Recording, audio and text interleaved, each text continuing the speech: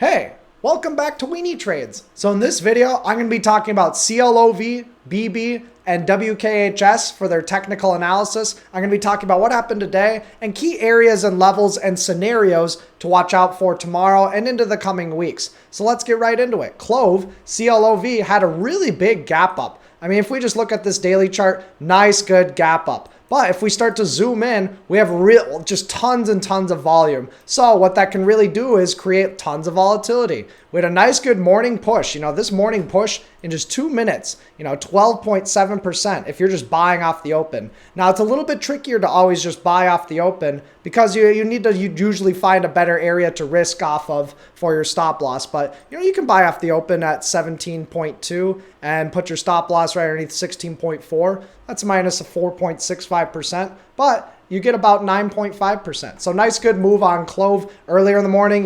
We have good flag patterns where we're pinching. Buyers are buying the lows, sellers are selling the highs, and we did a little bit of a false breakout there. That got me for a small little stop out. But later, CLOV, CLOV had a really good entry point right here where you can buy.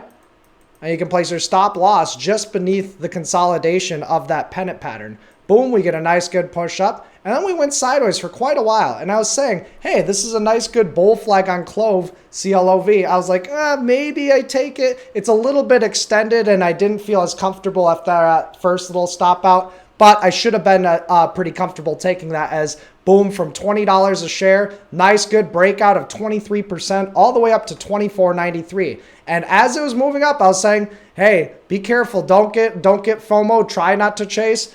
You can buy wherever you want, but you're putting yourself at a risk to be potentially trapped. And some people bought and they got trapped. Some people did not. And some people actually took some profits up here on CLOV, which is awesome. They nailed nearly the high of the day. And boom, CLOV broke down, bear flag, drop, another rising wedge / bear flag. We had another drop. We got the H pattern drop. And we came right back to this demand zone right here.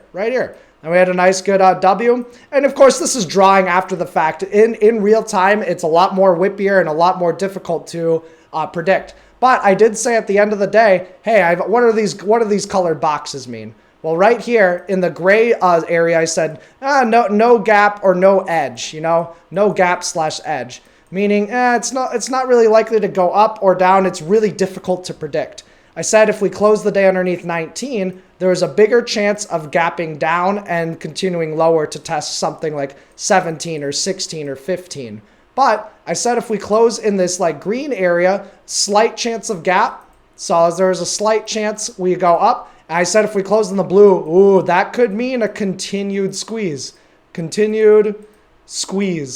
So that's something to keep an eye out for CLOV. We closed in the light blue box. We're actually even squeezing after hours, but let's see what kind of levels we can get. If we still have a ton of volume, it's going to be pretty crazy tomorrow. I can almost guarantee it. So look for a breakout. That's our last reference point over 24.93. If we check the options chain of where we could potentially go on CLOV by June 18th, that's quite a ways away.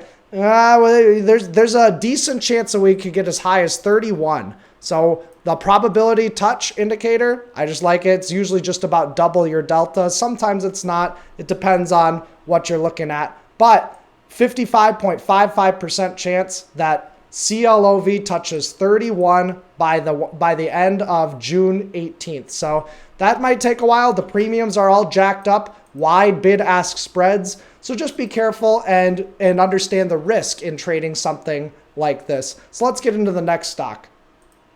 Today I felt on point trading BlackBerry. I nailed nearly the high of the day and I nailed the low of the day in terms of longing BlackBerry and then shorting BlackBerry. So BlackBerry was a really awesome revenue trade for me today, and it was just really interesting to see what it was doing. We're kind of consolidating, hanging out in these ranges. If you see these colors, I did these colors yesterday. I said, hey, if we close in the green, there's just a slight chance that we gap up. Again, this is just intuition. There's no hard science behind it. It's right slightly more often than it's not. I said if we close in this range, we're not likely to gap up. If we close in the purple, we're more likely to gap down. Well, yesterday we closed in the green, so I'm looking, okay, we're probably going to gap up. Let's look for potential long trades, buying BlackBerry, BB.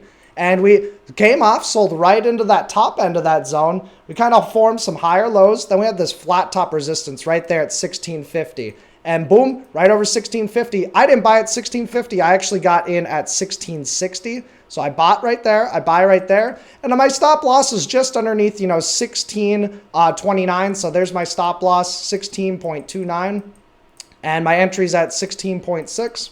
And we get a nice good move up. Boom. Take half off at the high of the day at 17.17. Then we started to do a rising wedge where we tried to break out and be an ascending triangle. Instead, we started to sell off right about here.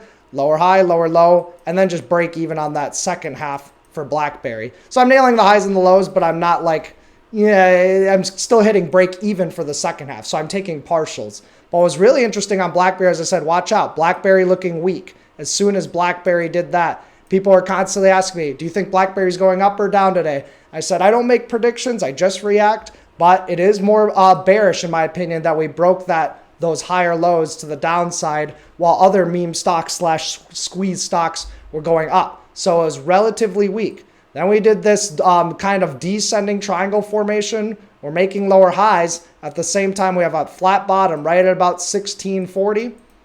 And right there, boom, that's actually a short setup. You can sell right there, sell BB, and put your stop loss above the highs. Boom. Now if BlackBerry flushes, boom, I can just peel off profits. And I said I'm targeting about 15.25 on BlackBerry. Low of the day was 15. I got filled at 15.26. Looks like the low of the day is 15.25. I'm actually curious. Let's show the trades right here. Let's see here. There we go. 15.26 was that last fill. So really interesting moves on BlackBerry. Love it, love it, love it. And where's it likely headed? Well, BlackBerry's a little bit weaker. It's a little bit more bearish than it is bullish. So if BlackBerry can get above, call it 1680s, but really call it 17. If BlackBerry gets above 17, the squeeze may continue and it can happen. But if BlackBerry can't hold above 17, or if it starts to fail, maybe it fails somewhere at 1680, well, then BlackBerry could be resuming its longer-term downtrend after selling off from those crazy highs. So BlackBerry, be careful. That's what I have to say. Workhorse had some really interesting levels that held today. So today on Workhorse, we gapped up and we sold off. But then we really started to break through the initial morning high, and then we held it as support. Okay, that's bullish. Then we hit a higher high and pulled back. And right here is where the pressure cooker was created. Because look, you kind of got this shallower high. Once we start to really break out over that level, boom, we start to really squeeze. And Workhorse did a really nice, good move. It stopped short at 1744, which is actually a line that I had drawn weeks ago. And what that is it's a level where, okay, if Workhorse is getting extended into that level, it's either going to break through and we get the squeeze, or it is going to stop short and the short sellers are going to be selling up there, or just profit takers. More sellers than buyers occurred at that level, and the balance flipped to the downside at that point. And the sellers, if they're short selling, are putting their stop loss probably above those highs, those previous highs. So what's the upside break point for Workhorse? Well, I think Workhorse can break upside if we get above $17 a share. And then, so if Workhorse maybe tomorrow is getting above 17, I might go in with half size. And then as Workhorse breaks through the highs, I might add my second half. That way I got a nice good position with my average somewhere in the 20s. And Workhorse can then probably squeeze. And if Workhorse does squeeze, I'm targeting about the $22 a share level. So, that would be $22.59 seems to be a very important pivot. And if Workhorse really gets squeezing, it might test something like 26. I don't know if Workhorse can get past 26 anytime soon, but it would be interesting to see. Nothing's out of the realm of possibilities. But also, there's about this 32 area, which is the gap. That's the gap. That's that nasty gap down. I remember that day. I remember talking about potentially shorting Workhorse that day, but didn't. I don't really like shorting stocks unless there's a very obvious and easy setup. And Workhorse was already beaten down. There's no need for that. But Workhorse, very interesting moves. If we look at the smaller time frame, we kind of just made an equilibrium, meaning we had a good range from the low to the high, But then we made a nice good higher low right at that 1520. Remember, I said workhorse can't really squeeze or break out until we get above 1520. Well, this is the first component. We're starting to break 1520. So we're more likely to continue to the upside, in my opinion.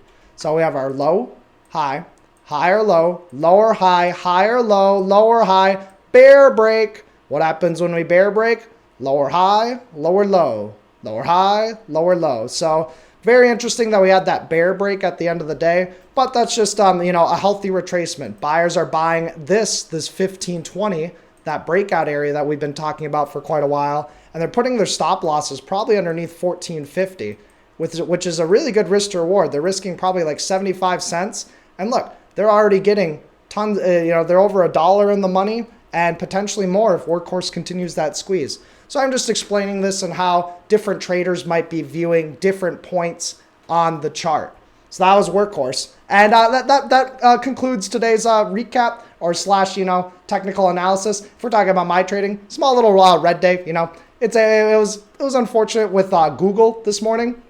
I really sized in and I was planning on Google being through those all-time highs if we look at the daily time frame. So if we look on the daily time frame, nice good flag break, but just no volume. It didn't have the volume to break through all-time highs, but it was so close that the risk to reward was to go for it. Because once you start making all-time highs, it starts showing up on scanners, and then the volume can really push it higher. But nobody's really watching Google. That's okay.